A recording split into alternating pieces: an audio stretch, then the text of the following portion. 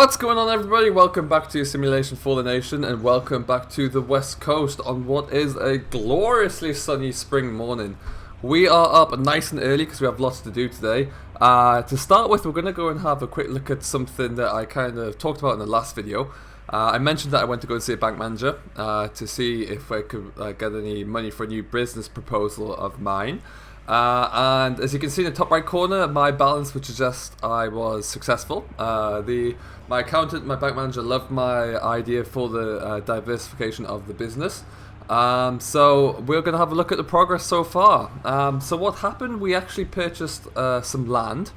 Oh, sorry about that blip there. We didn't purchase just the land for the sake of having an extra field. We bought the land primarily because of this extra hard space we had here. Now, this previously was once a sugar beet hard stand, I believe. And we bought this land because we want to have the ability to put a new facility in here. Now, as I mentioned previously, we were looking to extend our straw business in terms of both selling directly to dairy farmers, livestock farmers in the region and further afield. But also we want to do a little bit more diversification into renewable energy through heating, for example. So that's what we've been able to do, or what we will be able to do. We have purchased this land with the view of installing our new facility here.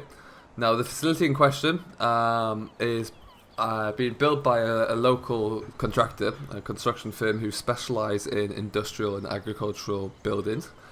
So we brought those guys in earlier this week, and they've been making some flying progress, as you can see, putting the initial A-frame up of the shed.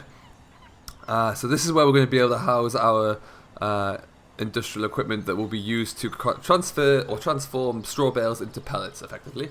And as you can see here, they've made a great start. This building will be entirely closed in, so all four sides will have sheeting, insulation on the side. We'll have roller shutter doors on the front, so we can actively get in here.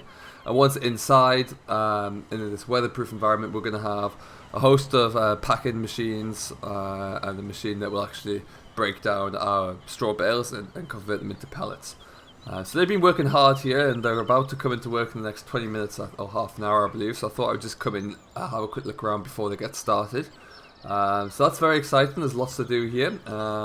And it's going to be a great opportunity for us moving forward for the farm in terms of diversification, which I always believe is very important. And so I'm very interested to see how that progresses, really. So we will come back to you and show you a bit more of this as we progress, and obviously there'll be a lot more happening over the course of the next few weeks, that's for sure. We will be using these old sheds here as well. That's where we'll be storing a lot of straw on the hard stands to keep it out of the weather. And the old cabin here might be used as well if it's in good condition, so we shouldn't have to take it down. That's one thing for sure. But for now, we're going to head off. We're going to head off down to the dealership very shortly. We need to go and pick up a sprayer that's down there for calibration. So we need to go and get that sorted out, take that back to the yard, and we'll progress with our tasks. Alrighty then, guys, we are back. I am just going to, as you can see, I've connected up the Hilux to the sprayer here. This is our Amazon trailed sprayer. It's new to us. It is second hand. It's 36 meter length of boom. And it's been in for calibration into the depot before we take control of it. So the dealers have done a good job of there. There's a lot to be said for trail sprayers now. And I'm very happy that we've actually been able to find a good cheap one. My only concern at the moment is though that maybe this hydraulic jack is going to catch on the road as we drive. However, we'll give it a best shot. We'll take it nice and slowly. All my other tractors are busy at the moment, so this is the only real option I have to take this back to the yard at the moment. So we'll hop on in, and we'll get ourselves on the way. Nice and slowly does it.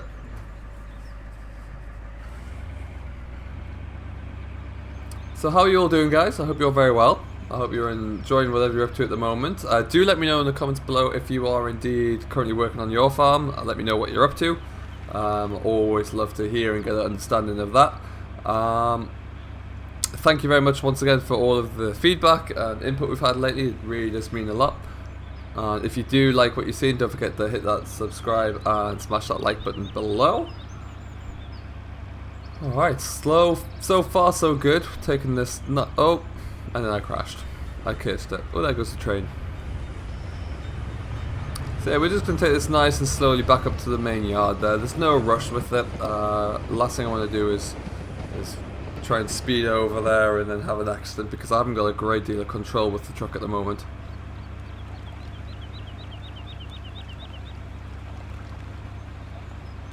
It's amazing how well this truck actually pulls the sprayer. There's a lot of weight on that back end. There is an awful lot to be said for the advancing in technology for trailed sprayers. Only recently were trailed sprayers so far behind your self-propelled sprayers that it really wasn't worth investigating the opportunities. But recently, in the last several years, definitely the development in technology for trailed sprayers means that for the difference in cost between a trailed sprayer and a self-propelled, there is real justification to head towards a larger trailed sprayer. For example, if you're going up to 36 meters in length for one, you're at the same output as a self-propelled sprayer, but for a significantly reduced outgoing. So it is definitely a worthwhile consideration. I have looked at some of the self-propelled sprayers. I demoed a few before we opted to go for the trailed sprayer, and whilst they are very, very good machines, I can get the same benefits through a reliable tractor with a good GPS connection, and the sprayer integrates into that perfectly. So I really don't, at the moment, see the point in spending money on that added self-propelled unit, because there's a lot more maintenance to go with that as well. So I'd rather. And the other thing is, I can use my tractor all year round. I can't put a plough on the back of my self-propelled sprayer. So that's another aspect you got to consider, really. So we're just going to pull this up into the yard. We're going to just park it out of the way for now. We don't need it quite yet. We will need it up and coming soon. But for the moment now, we're just going to keep cracking on with the drilling. So we'll just pull this out of the way for now. We'll have to find a good spot to put it in.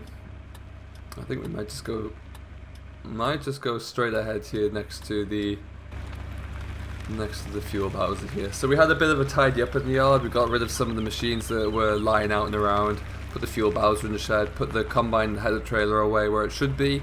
Just kind of tidied everything back up. There's no need for the equipment to be lying out and around. Ooh, that was a bit close to that pillar. Perfect. So we'll just get this unhooked here. Let's bring the spring up. There we go. And we'll park this truck out the way.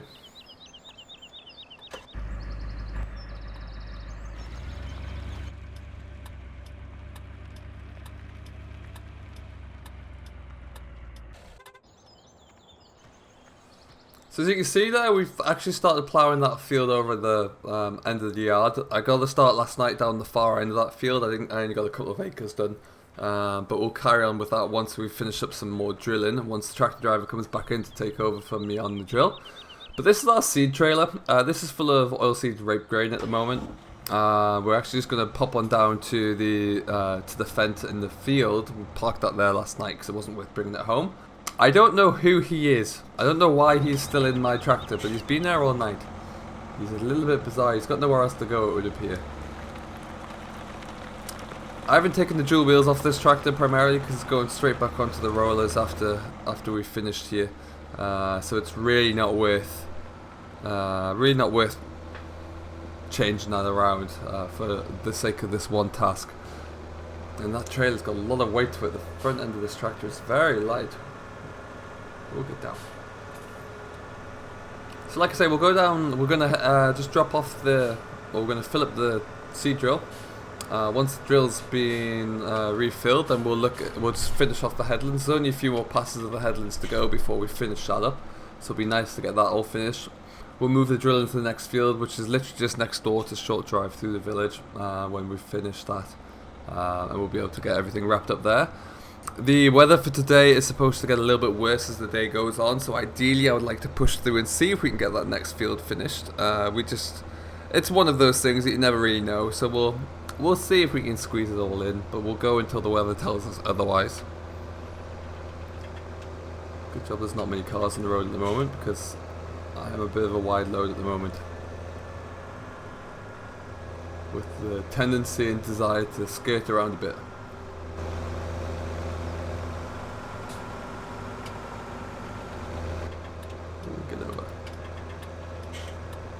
So we're just going into the left here, and then inside here, oh, there's a car coming. We are just going to sneak into the right hand side. As you can see, it's where I left the drill parked up last night. And we'll just spin this tractor around very quickly. Now the great thing about this this overloader trailer, as I like to call it, is the auger is extendable and completely maneuverable. So I can tilt it and twist it depending upon the drill or the spinner we're filling, for example. But we'll just go and start up the mighty Fendt Vario, and we'll open up the cover on the drill.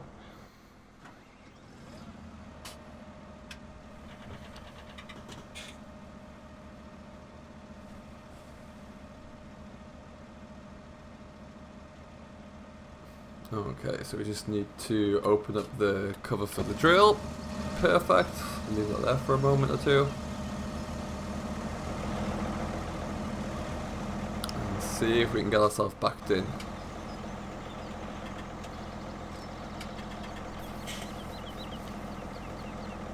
So all we need to do is simply raise up the auger, which gives us enough clearance over the drill. Because the coulters on the back of the drill and the packer wheels do mean that it's quite a distance away from the back of the trailer there. So let's make sure we have enough height, really. This trailer has been a bit of a stubborn trailer to maneuver. It's a bit heavy.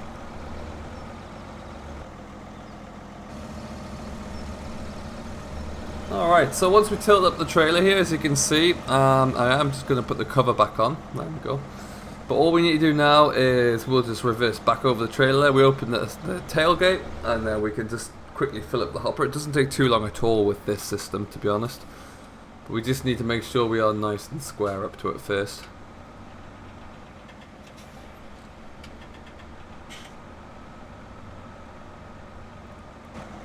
A little bit further, I think. Yeah, whoop, that. A bit too far. Perfect.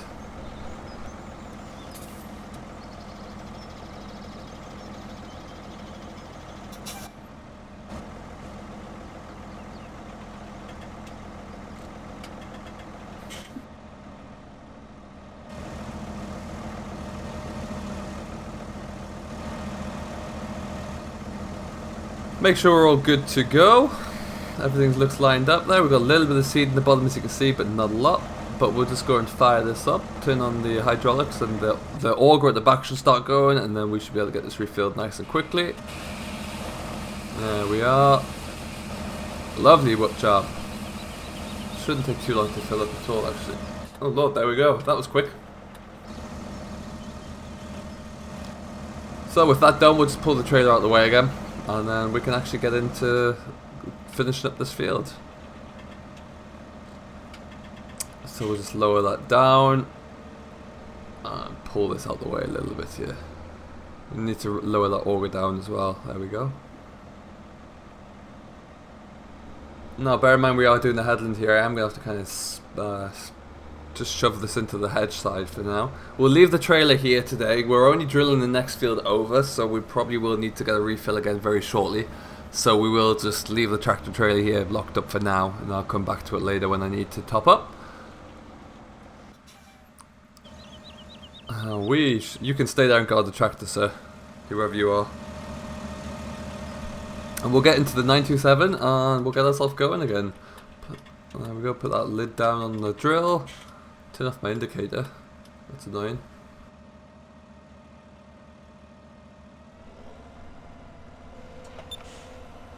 Alright, so this is the first couple of days of outings with the 927, and we have a 6-meter drill on the back here, and it's pulling it with no problems at all.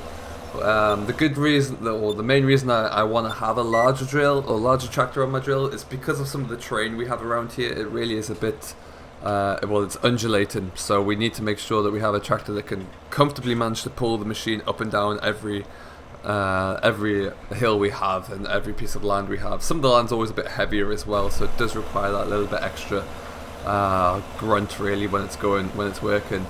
But it's effortless. It's purring through the field as well, which is really nice and very efficiently in comparison to some of the other machines we demoed on this drill as well. So all in all, very pleased with how that's performing.